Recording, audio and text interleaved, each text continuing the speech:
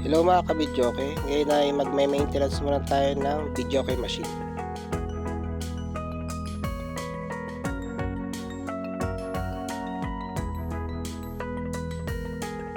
Una i-spray paint natin yung speaker. Ito yung gagamitin kong spray paint.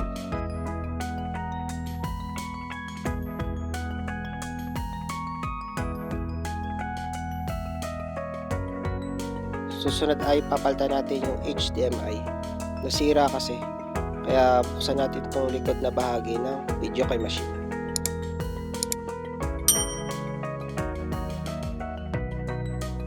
Ito yung ipapalit natin.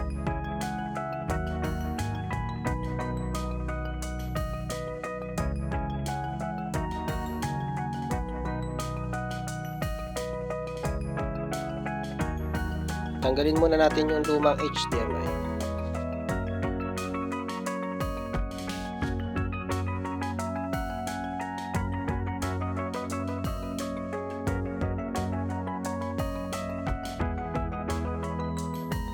Sa nakikita nyo, nasira na yung HDMI. Kaya palitan na natin ng bago.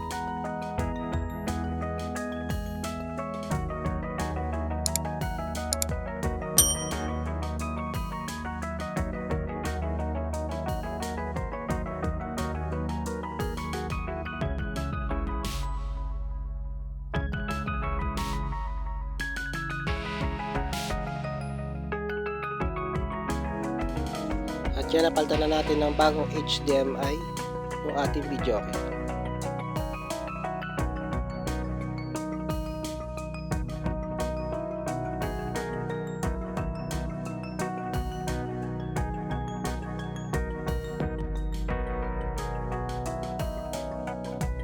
Ngayon naman ay magpapalit tayo ng battery. Ito ay para sa pindutan. Bumili ako ng rechargeable battery para ito yung gamitin natin.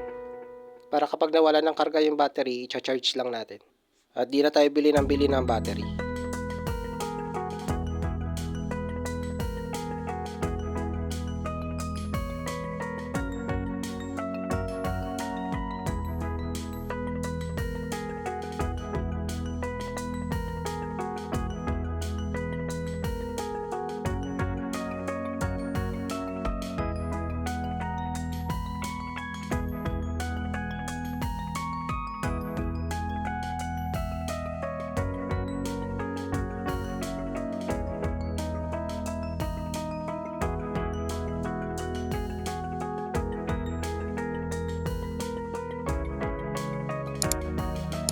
At yan, ilagay na natin yung bagong battery.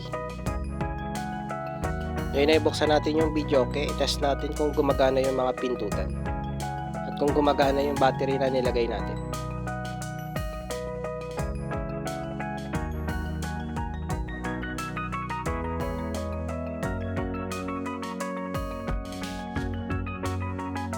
At yan, gumagana naman.